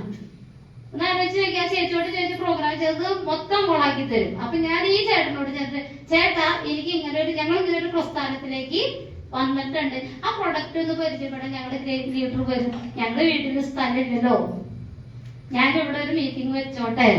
നല്ല പറ്റാച്ചായിരുന്നു. അതിനെന്താ പക്ഷെ ഇനി വെച്ചോ എന്ന് പറഞ്ഞു. ഞാൻ അവിടെ ആ ഹാള് മുഴുവനും കസാരയിട്ട് ആ ഹാള് ഫുള്ളും ആളുകൾ ഫസ്റ്റ് ഹോം മീറ്റിംഗ് ഞങ്ങൾ ചെയ്തു. അത് ചെയ്ത് കഴിയുമ്പോൾ ആ ചേട്ടൻ അപ്പം വാതില് കുറ്റിയിട്ട് കിടന്നിട്ട് പ്രോഗ്രാം കഴിഞ്ഞ ഗിരീഷ് സാർ അവരുടെ വീട്ടിൽ നിന്ന് അകത്തുനിന്ന് പുറത്ത് കടന്നതിന് ശേഷം ആ ചേട്ടൻ വാതിൽ തുറന്ന് പുറത്തേക്ക് വന്നത്. അതിനർത്ഥം എന്താ? നമ്മളൊരു പ്രൊഡക്റ്റ് കൊടുക്കാൻ പോകുമ്പോൾ ചേച്ചിയോട് മാത്രമേ സംസാരിക്കുള്ളൂ. നമ്മൾ ആ ചേട്ടനോട് സംസാരിച്ച് ചോദിക്കേ നിങ്ങൾക്ക് അവിടെ പ്രൊഡക്റ്റ് വിൽക്കാൻ പറ്റുമെന്ന് നമുക്കറിയാൻ പറ്റും. നമ്മള് ലേഡീസിനെ മാത്രം ഫോക്കസ് ചെയ്യും, ജെന്റ്സിനെ കണ്ട ജെന്റ്സിനെ മാത്രം ഫോക്കസ് ചെയ്യും. നിങ്ങളവിടെ ഫാമിലി ആയിട്ട് നിൽക്കണമെങ്കിൽ അവരെല്ലാവരും ഫോക്കസ് ചെയ്യും. അപ്പൊ നിങ്ങൾക്ക് അവിടെ സെയിൽ നടക്കും. ഇതാണ് ഞങ്ങള് ചെയ്തത്. അങ്ങനെ ഞങ്ങൾ പിൽവാരയിൽ നിന്ന് വന്ന് ഞങ്ങള് ചെയ്തൊരു കാര്യം, ഞങ്ങളുടെ ടൈലറിംഗ് ഷോപ്പിന്റെ സബ് സെന്ററാണ് ഞങ്ങളുടെ. 60,000 രൂപ മുടക്കി ഞാനും അനിത സാറും കൂടി ഇറക്കി വെച്ചതാണ്. എങ്ങനെ സബ് സെന്റർ തുടങ്ങിയെന്നുള്ള കഥ അറിയണ്ടേ നിങ്ങൾക്ക്? ഒരാളും ചെയ്യില്ല. പക്ഷെ എനിക്ക് അനിത സാറിന്റെ കൂടെ ചേർന്ന് നിൽക്കൊണ്ട് എനിക്ക് ഭയങ്കര ചങ്കുറ്റായിരുന്നു. ഞാൻ എന്റെ മാലയും താലിമാലയും വളയൂരി കൊടുത്ത് പണയം വെക്കാൻ ചെന്നപ്പോ അവര് കളിയാക്കി. അതെനിക്ക് സഹിച്ചില്ല. ഞാൻ പറഞ്ഞു നിങ്ങൾ ഒരാളുടെയും കൈയും കാലും പിടിക്കാൻ പോവാതെ ഇത് കൊണ്ടുപോയി വിറ്റ് നിങ്ങൾ പ്രൊഡക്റ്റ് ഇറക്കി ഇതിന് നേരിട്ട് നമുക്ക് ഏൺ ചെയ്യാൻ പറ്റുന്നതാണ്. അതില് എന്റെ ആങ്ങളൊക്കെ എത്ര ദിവസം എന്നോട് മിണ്ടാണ്ടാണെന്നറിയാം. എനിക്കത് ഒരു വിഷമം ഉണ്ടായില്ല. കാരണം എന്നെ വഴക്ക് പറഞ്ഞപ്പോ ഞാൻ തിരിച്ച് അവരെ വഴക്ക് പറഞ്ഞു. നിങ്ങളല്ല എന്നെ നോക്കണം, എന്നെ നോക്കണത് ഉത്തമനാന്ന് പറഞ്ഞു. ഉത്തമനാണ് അന്ന് സാറിനോട് വിളിക്കാം. അങ്ങനെ അത്ര ചങ്കുറ്റത്തോടു കൂടി ചേട്ടന്റെ കൂടെ ഞാൻ ചേർന്ന് നിന്നു. ഈ സബ് സെന്റർ തുടങ്ങി. പിന്നെ ഞങ്ങൾ ഇവിടുന്ന് അങ്ങോട്ട് 25,000 വോളിയം ചെയ്യാൻ തീരുമാനിച്ചു. 12 മാസം കണ്ടിന്യൂ ഞങ്ങള് 25,000 വോളിയം ചെയ്തു. 25,000 വോളിയം ചെയ്ത് ഞങ്ങൾ MD-യുടെ കൂടെ എവിടേക്ക് പോയി? ഗോവയ്ക്ക് ടൂർ പോയി. ഇവിടെ എത്ര പേർക്ക് പോകാൻ ആഗ്രഹമുണ്ട്? നോക്കാം. ഇതാണ് ഞങ്ങളുടെ കണ്ട ഈ കോട്ട് എനിക്ക് അവിടെ നിന്ന് കിട്ടിയതാണ്. അനിട്ട് സാർ ഇട്ടിരിക്കുന്ന കോട്ട് ന്യൂട്രിചാർജ് കമ്പനി 36 ആള് പോയാല് ഞങ്ങൾക്ക് 2 പേർക്ക് ഞങ്ങൾക്ക് 2 ഫാമിലിക്ക് ഒന്ന് മനോഹർ മേനോനും ഞങ്ങൾക്ക് മാത്രമേ കോട്ട് കിട്ടിയുള്ളൂ. അവിടെ നിന്ന ലീഡേഴ്സ് പോയവരൊക്കെ മടങ്ങി വന്നു. അപ്പൊ എന്നോട് ചേട്ടൻ ചോദിച്ചേ എടി നിക്കണോ, അവർക്കൊന്നും കിട്ടിയില്ല. ഞാൻ പോയോക്ക്. പക്ഷെ പോയി നോക്കിയപ്പോ ഞങ്ങൾക്ക് ഈ പിങ്ക് കോട്ടും ഈ ന്യൂട്രിചാർജിന്റെ ഈ ബ്ലേസറും തന്നത് നമ്മളുടെ MD-യുടെ ന്യൂട്രിചാർജ് നമ്മളുടെ 25,000 വോളിയം ചെയ്ത് ടൂർ പോയതിന്റെ ഗിഫ്റ്റ്. അതില് കിട്ടിയ പിന്നാണത്. എല്ലാവരും 25,000 വോളിയം എവിടെ പോയി പിന്നെ അന്വേഷിക്കും? ബിൽവാരയില്. അവിടെ ചെന്നാൽ നമുക്ക് കിട്ടില്ല. നമുക്ക് കിട്ടണമെങ്കിൽ ഇതുപോലുള്ള ഫംഗ്ഷൻ. അന്നാണ് ഞാൻ 5 സ്റ്റാർ ഹോട്ടലില് ആദ്യമായിട്ട് ഉറങ്ങുന്നത്. പോയില്ലെങ്കിൽ നഷ്ടമായില്ല. മൂർത്തി സാറ്, ഗിരി സാറ്, രാജൻ സാറൊക്കെ എത്രയോ കാല് പിടിച്ചിട്ടാണെന്നറിയോ ഞങ്ങള് പോയേ. എന്തുകൊണ്ട് ഞങ്ങൾക്കത് പോവാൻ കാരണമെന്നറിയോ? ഒന്ന് നമ്മള് വെള്ളപ്പൊക്കം വന്നിരിക്കുന്ന സമയമായിരുന്നു. ആ സമയത്ത് പോവാൻ പറഞ്ഞപ്പോ ചേച്ചി ഫാമിലിയൊക്കെ വീട്ടിലുണ്ട്. അന്ന് അവരുള്ളത് കൊണ്ടാണ് ഞാൻ പോയേ. മൂർത്തി സാറ് വിളിച്ചിട്ട് പോണം ഷൈനി വേണം, ഇതിന് പോണം, നിങ്ങൾ പോയാലാണ് നിങ്ങൾക്ക് പറയാൻ പറ്റുള്ളൂ എന്ന് പറഞ്ഞ് നിർബന്ധിച്ചപ്പോ ഞങ്ങൾക്ക് കൂട്ട് കിട്ടിയത് കുറുമശ്ശേരിയിലെ ജയൻ സാറും അശോകൻ നടുവാശ്ശേരിയും. ഒരു ബന്ധമില്ലാത്ത ആളുകള്. പക്ഷെ ഞങ്ങൾ ഹാപ്പി ആയിട്ട് അവരുടെ കൂടെ ഗോവയ്ക്ക് പോയി. ഞങ്ങൾ തിരിച്ചു വന്നു. പിന്നെ ഞങ്ങൾ അവിടെ നിന്ന് ഒരു പെടുത്തം പിടിച്ചിട്ട് ഞങ്ങൾ എവിടെ ചെന്നറിയോ? ഞങ്ങള് കുറ്റിച്ചിറ ഒരു റെക്കഗ്നേഷൻ പ്രോഗ്രാമിലായിരുന്നു. അത് ഞാനിപ്പോ കാണിച്ചു തരാം കേട്ടോ. ഇതായിരുന്നു കുറ്റിച്ചിറ മർച്ചന്റ് അസോസിയേഷൻ ഹാളിൽ ഞങ്ങൾക്ക് കിട്ടിയ റെക്കഗ്നേഷൻ. നിങ്ങൾ നോക്ക ഇതിലേ നമ്മുടെ നന്ദന സാറ് വിളിക്കേ, ശിവപ്രസാദ് സാറ്. ഓക്കെ, അതുപോലെ തന്നെ ഇത് ഞങ്ങളാ. നോക്കേ, ബിന്ദു മേഡം, സുരേന്ദ്രൻ സാറ് അന്നവിടെ റെക്കഗ്നേഷൻ പ്രോഗ്രാം വെച്ചിട്ട് ഇതില്. ഇതോടൊപ്പം തന്നെ ഇതേ സ്റ്റേജില് സ്റ്റാർ പ്ലാറ്റിനം അച്ചീവർ ആയിട്ട് ഞാനൊരു ഫോട്ടോ കാണിച്ചു തരാം. നോക്കാം. ഇതാരാണെന്ന് നോക്കിയേ നിങ്ങള്. ഇതിലാരെങ്കിലും ഞങ്ങൾക്ക് കണ്ടുപരിച്ചിട്ടുണ്ടാവും. നോക്ക്, Girish sir, Anupan sir, Arjun sir. നോക്ക്, കണ്ടാ നമ്മുടെ സിജോ സാറ്, വൈശാഖ്, സിനി മേഡം. നോക്ക് കണ്ട. ഇത് അതേ ഹോളില് ഞങ്ങൾ നടത്തിയ പ്രോഗ്രാമാണ്. അപ്പൊ ആർസിന് എന്ത് കിട്ടും? കിട്ടില്ലേ? ഇത് കിട്ടുമെന്ന് വിചാരിച്ചിട്ട് ആർസിൻ ചെയ്ത ആളല്ല. പക്ഷെ ചെയ്തു വന്നപ്പോ ഓരോന്ന് നമ്മളെ തേടി എത്തി എന്നുള്ളതാണ്. അപ്പൊ നമ്മൾക്ക് ആർക്കും ചെയ്യാൻ പറ്റുന്ന ഒരു പ്രസ്ഥാനമാണോ ആർസിയ? അങ്ങനെയാണ് ഞങ്ങള് നോക്ക്, ഇത് ഞങ്ങൾ ആദ്യമായിട്ട് ബാംഗ്ലൂർക്ക് ഞങ്ങള് പ്രോഗ്രാമിന് പോയതാണ്. നോക്ക്, നമ്മുടെ സജീവ് സാറിന്റെ ഫാമിലി നോക്ക്, നോക്ക് കണ്ട, ഇതെന്റെ പുത്രനാണ്, Vineetha madam, Jisha madam, Sajeev sir, ഇതൊക്കെ നമ്മളുടെ കൂടെ തുടക്കം മുതൽ കട്ടയ്ക്ക് നിൽക്കുന്ന ലീഡേഴ്സാ. അവരൊക്കെ ഇന്ന് ആരാ ആരാ ആരാ അതാണ് നമ്മൾ മനസ്സിലാക്കേണ്ടത്. നമുക്ക് ഏതൊരു സാധാരണക്കാരനും ആർസിമിൽ വിജയിക്കാൻ പറ്റും. പിന്നെ എന്താ കിട്ടിയേ? ഞാൻ ആദ്യമായിട്ട് ട്രെയിൻ യാത്ര ചെയ്യുന്നത്, ട്രെയിനിന്റെ പ്ലാറ്റ്ഫോം കാണുന്നത് ആദ്യമായിട്ട് ആർസിമിൽ വന്നിട്ടാ. നിങ്ങൾ ആരെങ്കിലും വിശ്വസിക്കോ? ബിൽമാരക്കുള്ള ഫസ്റ്റ് ട്രിപ്പ്. അന്ന് വേണമെങ്കിൽ എനിക്ക് ആർസിം വിടാമായിരുന്നു. ഞാൻ എന്തുകൊണ്ട് വിടാണ്ടിരുന്നറിയോ? എനിക്കൊരു ലക്ഷ്യം ഉണ്ടായിരുന്നു. കമ്പനി വിസിറ്റ് ചെയ്ത് തിരിച്ചു പോരുമ്പോ അന്ന് ഒരു പരിചയം ട്രെയിനിൽ കയറുന്ന 2 ലൈനിൽ ലഗേജ്. നിങ്ങളൊന്ന് ആലോചിച്ച് നോക്കിയേ. ആഗ്രഹത്തിൽ ഞങ്ങള് ബിൽവാരയ്ക്ക് വണ്ടി കയറുമ്പോ ഭയങ്കര തിക്കും തിരക്കാം. പട്ടാളക്കാർക്ക് ഇത്ര മുഷ്കുണ്ടെന്ന് മനസ്സിലാക്കിയ ഒരു രാത്രിയായിരുന്നു അന്ന്. കാരണം അവിടുന്ന് റിസർവേഷൻ ഇല്ലാണ്ടാണ് ഞങ്ങൾ പോകുന്നത്. സാറ് പട്ടാളക്കാരുടെ ബോഗിയിൽ ഞങ്ങളെ കയറ്റി കൊണ്ടുപോയി അളിയനും പെങ്ങളും ആങ്ങളും പെങ്ങളൊക്കെ ആയിട്ട് ഞങ്ങൾ അവിടെ എത്തിച്ചു. പക്ഷെ അന്ന് രാത്രി ആ ബോഗിയിൽ ഭയങ്കര ഇടി. എന്റെ സീറ്റിൽ നീ വന്നിരുന്നു, റിസർവേഷൻ ചെയ്ത് പോണവരെ അങ്ങോട്ടും ഇങ്ങോട്ടും ഭയങ്കര ഇടി. അപ്പൊ സാറ് ഞങ്ങളോട് പറഞ്ഞു, കണ്ണടച്ചിരുന്നു, മൈൻഡ് ചെയ്തിട്ടുണ്ടെന്ന് പറഞ്ഞിട്ട്. ഞങ്ങൾ നിക്കാണ്, ഒരു സൈഡിൽ ഒതുങ്ങി നിക്കാണ്. അന്ന് ആ ട്രെയിനിൽ കയറുന്ന സമയത്ത് ഈ പറഞ്ഞ പോലെ തന്നെ ഒത്തിരി ഹിന്ദിക്കാർ നമുക്കറിയാലോ, തള്ളി കയറുമ്പോ നമ്മൾക്ക് ബാലൻസ് തെറ്റും, പ്രത്യേകിച്ചും പിടിക്കാണ്ടാണ് കയറുന്നത്. സുനന്ദ എന്ന് പറയുന്ന ആളുടെ ബാഗ് താഴെ പോയി കഴിഞ്ഞപ്പോ ഞാൻ അതിനെടുക്കാൻ, എനിക്കറിയില്ലല്ലോ എന്താ ഇവിടുത്തെ സിറ്റുവേഷൻ അറിയാം. ഞാൻ അതിനെ എടുക്കാൻ അതിന് കുമ്പിട്ട് വേണ്ടി ഒരു ഒറ്റ തള്ളാൻ കൊടുത്തു. ഞാൻ പോകുന്നത് എവിടേക്കാ? ട്രെയിനിന്റെ ഇടയിലേക്കാ. അവിടെ നിന്ന് എങ്ങനെയാണ് എടുത്ത് സാധാരണ പൊക്കിയെടുത്തതെന്ന് വെച്ചാൽ എനിക്കറിയില്ല. പക്ഷെ ഞാൻ നോക്കുമ്പോ ഞാൻ ട്രെയിനിലുണ്ട്. അന്ന് വേണമെങ്കിൽ എനിക്ക് വിടാമായിരുന്നു. ഗുരുതര യാത്രയാണെന്ന് വിചാരിച്ചിട്ട് എനിക്ക് വിടാമായിരുന്നു. പക്ഷെ എനിക്ക് തിരിച്ചു പോകുന്നപ്പോ എന്റെ ലക്ഷ്യം കാണിച്ചത് എന്റെ ഗുരുനാഥൻ ഡോക്ടർ രാജൻ സാറാണ്. 2 മക്കള് ഞാൻ ഒറ്റയ്ക്ക് 2 വീട്ടില്, ഒന്ന് എന്റെ വീട്ടിൽ, ഒന്ന് അനിൽ സാറിന്റെ ചേട്ടന്റെ വീട്ടിലാക്കി. ഓരോ ദിവസം എന്റെ മക്കള് വിളിക്കും, അമ്മന്ന് വരാ, അമ്മന്ന് വരാ. 7 ദിവസത്തെ ട്രിപ്പാ. അവര് 2 സ്ഥലത്ത് എന്റെ മോളുടെ ആനിവേഴ്സറി ആയിരുന്നു.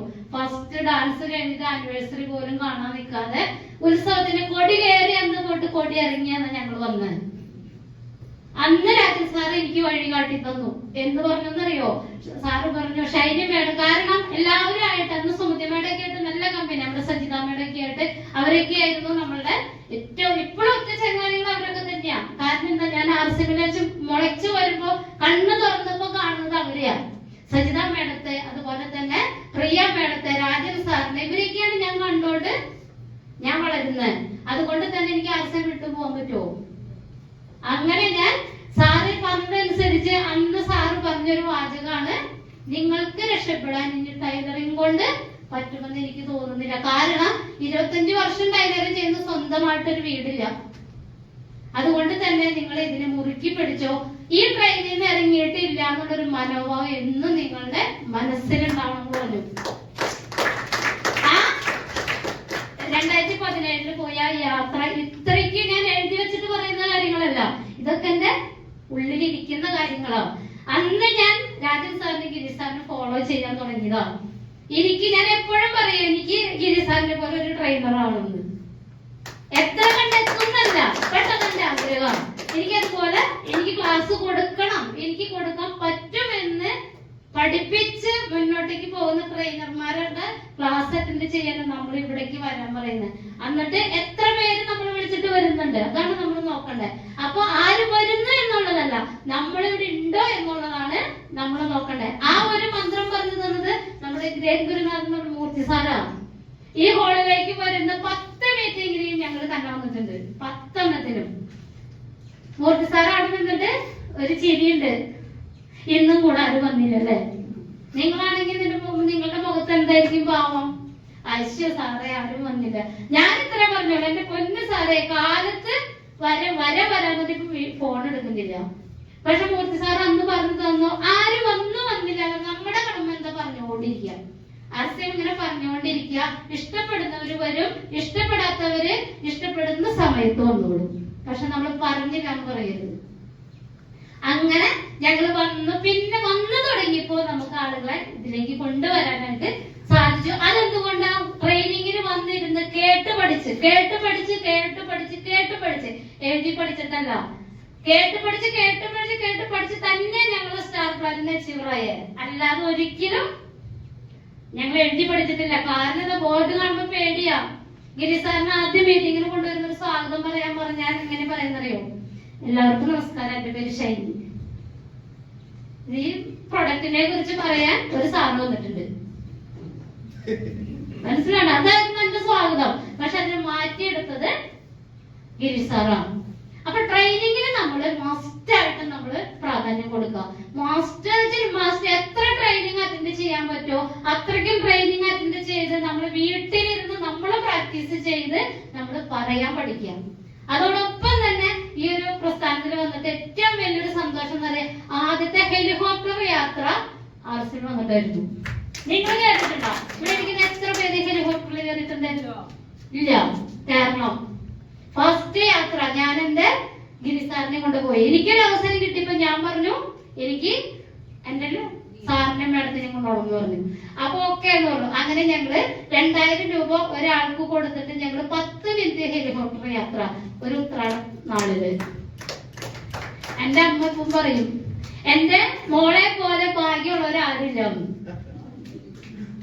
അത്ര ഇപ്പൊ എന്റെ അമ്മ അങ്ങനെ പറയുന്നുണ്ടെങ്കിൽ എന്റെ അമ്മ എന്നെ ഓർത്ത് വിഷമിച്ച് ദിവസങ്ങൾ ഉണ്ടായിട്ടുണ്ട്. എന്റെ മോളെ പോലെ കഷ്ടപ്പെടുന്ന ഒരു മോള് എന്റെ അമ്മയ്ക്ക് ഉണ്ടായിട്ടില്ല എന്ന് പോലെ എന്റെ അമ്മയുടെ വായിന്ന് ഞാൻ കേട്ടിട്ടുണ്ട്.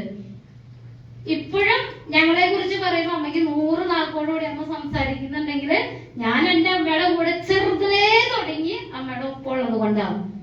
പിന്നത്തെ ഏതൊരു സാധാരണക്കാരനും കൊതിക്കുന്ന ഒരു സംഭവമാണ് മോളിൽ കൂടെ ഫ്ലൈറ്റ് പോകുമ്പോ ഈശ്വരൻ എന്ന നമുക്ക് അതൊന്ന് കയറാൻ പറ്റാം അല്ലേ? അതും ആർസികളോട് സാധിച്ചു. ഞാൻ 2 വർഷം ഫ്ലൈറ്റിൽ കയറി. ഇവിടെ എനിക്ക് എത്ര ആളുകൾ കയറി ഫ്ലൈറ്റിൽ അടിപൊളിയായിട്ട് ഫുഡ്. എവിടേക്ക് പോയപ്പോ തായ്ലാന്റിൽ പോയപ്പോ അതാരുടെ കൂടെ നമ്മുടെ ഗുരുനാഥന്മാര് 3 പേരും ആര് രാജൻ സാറ്, മൂർത്തി സാറ്, ഗിരി സാറ്. രാജൻ സാറിനോട് ഞാൻ ഒത്തിരി സംശയങ്ങൾ ചോദിച്ചു ഫ്ലൈറ്റിനെ കുറിച്ച്. സാറിന് അറിയാതെ. കാരണം അത് എനിക്കൊന്നും അറിയില്ല. ഈ ലഗേജ് കൊണ്ടുപോണ വണ്ടി എന്താ കൊണ്ടുപോണെന്ന് എനിക്ക് മനസ്സിലാകാത്ത എനിക്ക് ഫ്ലൈറ്റിൽ കയറാൻ ഒരു അവസരമല്ല തന്നെ. ആലോചിച്ച് നോക്കിയേ. അന്ന് സാർ ഒത്തിരി സംശയങ്ങൾ എനിക്ക് തീർത്തു തന്നു. അതാണ് നമ്മുടെ ഗുരുക്കന്മാര്. അതാണ് നമ്മൾ കണ്ടു പഠിക്കേണ്ട. അത് തന്നെയാണ് നമ്മള് നമ്മുടെ ടീമിന് കൊടുക്കേണ്ടത്. നമ്മള് പഠിക്കുന്ന എന്നുള്ളതല്ല, നമ്മുടെ ടീമിന് പറഞ്ഞ് നമ്മള് മനസ്സിലാക്കി കൊടുക്കുക. നമുക്ക് മനസ്സിലാക്കാൻ പറ്റില്ലേ? ഞാൻ ഇതുപോലുള്ള ഫോണുകളില് ആളുകളെ നമ്മൾ കൊണ്ടിരുത്താം. ഞാൻ ഇപ്പോഴും ഒരു വ്യക്തിയോട് ഒരു പ്രോഗ്രാമിനെ കുറിച്ച് ഞാൻ എഡിഫിക്കേഷൻ ചെയ്ത് കഴിഞ്ഞാൽ അവരെന്നോട് നോ പറയാം. അത്രയ്ക്കും ബുദ്ധിമുട്ടുണ്ടെങ്കിൽ മാത്രമേ. ഇവിടെ വന്നിരിക്കുന്ന 10 പേര് ഇന്ന് എന്റെ കൂടെ ഉണ്ട്. ഈ 10 പേരിലും ഞാൻ വിളിച്ചിട്ട് നോ എന്ന് പറഞ്ഞ ഒരാള് പോലും ഇല്ല എന്നുള്ളതാണ്. അതെന്തുകൊണ്ട്? ഒരു പ്രോഗ്രാമിന് എഡിഫിക്കേഷൻ ചെയ്യാൻ നമ്മൾ പഠിക്കണം. ആദ്യം നമ്മൾ ആ പ്രോഗ്രാം എന്താണെന്ന് നമ്മൾ മനസ്സിലാക്കണം. എന്നാലേ എഡിഫിക്കേഷൻ ചെയ്യാൻ നമുക്ക് പറ്റുള്ളൂ. ഓക്കെ. അതുപോലെ തന്നെ ഫ്ലൈറ്റ് യാത്ര കഴിഞ്ഞ് തിരിച്ചു വന്നപ്പോ എന്തുണ്ടായി? വീട്ടില് ഞങ്ങൾ വന്ന് അടിപൊളിയായിട്ട് ആർസിഎം ചെയ്തുകൊണ്ടിരിക്കുന്ന സമയത്ത് ഞങ്ങള് 2020 എമറാൾഡ് അച്ചീവർ ആവുന്നത്. എമറാൾഡ് അച്ചീവർ നിങ്ങൾ ആരും ആഘോഷിച്ചിട്ടുണ്ടാവില്ല. അത്രയ്ക്ക് സന്തോഷത്തോടു കൂടി എന്റെ വീട്ടില് ജനുവരി 1-ാം തീയതി വെളുപ്പിന് 12 മണി കഴിഞ്ഞപ്പോ ഒരു നിര വണ്ടികള് ഞങ്ങളുടെ വീടിന്റെ ഉമർത്ത് ഒരു നിര വണ്ടികള്. അത് ഞാൻ മേടിച്ചു. പിന്നെ ഞാൻ വിചാരിച്ചത് എന്താണെന്നറിയോ? 1-ാം തീയതി ആണല്ലോ ഇങ്ങനെ എന്താ പറയാ, ജനുവരി 1-ാം തീയതി ഭയങ്കര ആഘോഷമല്ലേ, അങ്ങനെ വരുന്നതാന്ന് വിചാരിച്ചു. കാരണം റോഡ് സൈഡ് ആയതുകൊണ്ട് ആരും വരണ്ടേ പോണെങ്കിൽ നമുക്ക് നോക്കാൻ പറ്റില്ല. പക്ഷെ എന്റെ കൂടെ വർക്ക് ചെയ്യുന്ന, എന്നെ സപ്പോർട്ട് ചെയ്യുന്ന ഒത്തിരി ലീഡേഴ്സ് ഒരുമിച്ച് വന്നുകൊണ്ട് അവര് എമറാൾഡ് അച്ചീവറായി സന്തോഷം ആഘോഷിക്കും കേക്കും കൊണ്ടുവന്നു. ആർക്ക് കിട്ടാൻ സാധിക്കാം. അന്നാണ് ഞാൻ ശരിക്കും ഒരു വീടിനകത്തിന്റെ ശരിക്കും ഞാൻ സങ്കടപ്പെട്ടത്. അന്ന് ഞാനൊരു തീരുമാനം എടുത്തിട്ടുണ്ടായിരുന്നു, അടുത്ത അച്ചീവർ ആവുന്നുണ്ടെങ്കിൽ പുതിയ വീട്ടിൽ വെച്ച് ഞാൻ ആഘോഷിക്കുന്നത്. അങ്ങനെ 2020 എംറാൾഡ് നിലനിൽക്കുന്ന വരുമാനം വന്നതോടെ ഇപ്പോ ഞങ്ങൾ എന്ത് ചെയ്തു? വീടിനെ കുറിച്ച് ചിന്തിച്ചു. എന്നോട് കിഴിസാർ പറയേ വാടകയ്ക്ക് പോയിട്ട് ഇനി വേണം, വാടകയ്ക്ക് പോകും. ഞാൻ പറയും പോവാ സാറേ പോവാ, ഇല്ലാന്ന് അപ്പോഴും ഞാൻ പറഞ്ഞിട്ടില്ല. ഞാൻ ഒറ്റ കാര്യം ചിന്തിച്ചുള്ളൂ, 10,000 രൂപയെങ്കിലും നല്ലൊരു വീട്ടിന് വാടക കൊടുക്കണം, 50,000 രൂപയെങ്കിലും അവർക്ക് അഡ്വാൻസ് കൊടുക്കണം. അപ്പൊ ഇതൊക്കെ ചിന്തിച്ചു കഴിഞ്ഞപ്പോ ഞാൻ സാറിനെ ഇങ്ങനെ പോവാന്ന് പറഞ്ഞ് പിടിച്ചു നിർത്തി. ഈ വരുമാനം വന്നപ്പോ ഈ വീട് ഞങ്ങള് സ്വന്തമാക്കി. ആർച്ചനിലൂടെ അതെ, ഈ ഇരിക്കുന്ന വണ്ടി ഇതെന്റെ ഗിരിസാറിന്റെ വണ്ടിയാട്ടോ. അത് ഞാൻ അലങ്കാരത്തിന് വെച്ചിരിക്കുന്നതാണ്, അതെനിക്ക് മേടിക്കാനുള്ളതാ. ഓക്കെ, ഇത് ഞങ്ങള് മേടിച്ച ഫസ്റ്റ് 2 വീലർ. ഏതൊരു സാധാരണക്കാർക്ക് മേടിക്കാൻ പറ്റും, കാരണം ഒറ്റ വർഷം കൊണ്ട് 2 വീലറിന്റെ കട വീട്ടിട്ട് കാറ് മേടിച്ച ആളുകളാ. ഡ്രൈവിംഗ് പഠിച്ചത് കാറ് മേടിച്ചിട്ടാ. ഇത് നമുക്ക് എനിക്ക് അച്ചീവ് ചെയ്യാനുണ്ടെങ്കിൽ നിങ്ങൾക്ക് അച്ചീവ് ചെയ്യാൻ പറ്റില്ലേ? ഇവിടെ ഇരിക്കുന്ന ഓരോരുത്തർക്ക് അച്ചീവ് ചെയ്യാൻ പറ്റും. എനിക്ക് ഡ്രൈവ് ചെയ്യാന്നുണ്ടെങ്കിൽ ഇവിടെ ഇരിക്കുന്ന ആർക്ക് ചെയ്യാൻ പറ്റാത്ത അതുവരെ എല്ലാവർക്കും പറ്റും. കാരണം വേണമെന്ന ആ ഒരു പ്രതിജ്ഞ എനിക്ക് വേണം. സമൂഹത്തിന്റെ മുന്നിൽ നിലയും ഉള്ള ആളായി മാറണം എന്നുള്ളൊരു ദൃഢപ്രതിജ്ഞ നിങ്ങൾക്ക് എടുക്കാൻ പറ്റിയ തീർച്ചയായിട്ടും നിങ്ങൾക്ക് ഇതൊക്കെ നേടിയ. ഇപ്പൊ ഈ വീട്ടിൽ കിടക്കുമ്പോ എന്താ ഉറക്കെന്നറിയോ? സുഖമായിട്ട് ഉറങ്ങണം. കാരണം എന്താ? ഇത് സ്വന്തം വീടാ, അധ്വാനിച്ചുണ്ടാക്കിയതാ, അധ്വാനിച്ച്. അതുകൊണ്ട് തന്നെ ഇതിൽ കിടന്നുറങ്ങുമ്പോ നല്ല സുഖം. പുതപ്പ് വേണ്ട, ഇതിൽ കിടന്നുറങ്ങാൻ നല്ല കൂളിംഗ്. ഞങ്ങളുടെ വീട്ടില് AC പോലെയാ. നിങ്ങൾ വന്ന് നോക്ക് അല്ലെ അർജുൻ സാറ് ഒരു പരിതാമസത്തിന് പോയിട്ട് കണ്ണ് നിറഞ്ഞിട്ടുണ്ടെങ്കിൽ എന്റെ വീട്ടിൽ വന്നിട്ട് മാത്രം നിറഞ്ഞിട്ടുള്ളൂ. കാരണം എന്താ? ഞങ്ങളെ വളർത്തിയത് അർജുൻ സാറ്, അതുപോലെ തന്നെ രാജൻ സാറ്, ഗിരീഷ് സാർ അടങ്ങുന്ന ലീഡേഴ്സാണ്. അത് ഇത്രയൊക്കെ അച്ചീവ് ചെയ്തത് എങ്ങനെയാണെന്നും കൂടി ഞാൻ പറഞ്ഞിട്ട് ഞാൻ അവസാനിപ്പിക്കും. ഓക്കെ, ഇതിനെനിക്ക് പറയാനുള്ള കാര്യമുള്ളൂ. ഇത് ഗിരീഷ് സാറ് ഞങ്ങളെ ചേർത്ത് പിടിച്ചു, രാജൻ സാറ് ഞങ്ങളെ ചേർത്ത് പിടിച്ചു, മൂർത്തി സാറ് ഞങ്ങളെ ചേർത്ത് പിടിച്ചു. പക്ഷെ സാറ് മുന്നേക്ക് നടന്നുകൊണ്ട് കാലിടറാതെ പോവാതിരിക്കാൻ ഈ 2 ലീഡേഴ്സ് ഞങ്ങളെ ചേർത്ത് പിടിച്ചു എന്നുള്ളതാണ്. ആള് മുന്നേ പോകുന്ന പറയില്ലേ, മുന്നേ പറക്കുന്ന പക്ഷി അവരുടെ ഇരയെ കണ്ടെത്തും എന്ന് പറയുന്നത് പോലെ സാറ് മുന്നേ നടന്നപ്പോ 2 സൈഡിലും ഞങ്ങൾ കാലിടറി വീഴാതെ ഞങ്ങളെ സംരക്ഷിച്ച ലീഡേഴ്സ് ആണ് ഈ നിലയിലിരിക്കുന്നത്. അങ്ങനെ ഞങ്ങൾ കാലിടറാതെ ഞങ്ങൾ പോയി വീഴാതെ ഞങ്ങൾ നോക്കിയപ്പോൾ ഞങ്ങളെ നോക്കി സംരക്ഷിച്ചപ്പോ ഞങ്ങളുടെ കൂടെ ആര് വന്നു? കണ്ടോ? മിടുക്കന്മാരും മിടുക്കത്തിനായ ലീഡേഴ്സ് ഞങ്ങളുടെ കൂടെ വന്നു. ഇവരിവിടെ വന്ന് ഇതാരാ? അപ്പൊ ഞങ്ങളുടെ ആരാ? എന്റെ കട്ടയ്ക്ക് നിൽക്കുന്ന 2 എംറാൾഡ് അച്ചീവേഴ്സ് ആണ് അവർ 2 പേരും. അതോടൊപ്പം തന്നെ പുഷ്പലത മേഡം, അതുപോലെ തന്നെ നമ്മളുടെ സുരാജ് സാറ്. ഇവരെന്റെ സൈഡിൽ ഇങ്ങനെ നിലയുറപ്പിച്ചപ്പോഴുണ്ടല്ലോ എനിക്കുണ്ടായ അഭിമാനം എന്ന് പറഞ്ഞിട്ടുണ്ടെങ്കിൽ നിങ്ങൾക്ക് പറഞ്ഞറിയിക്കാൻ പറ്റാത്തതാ.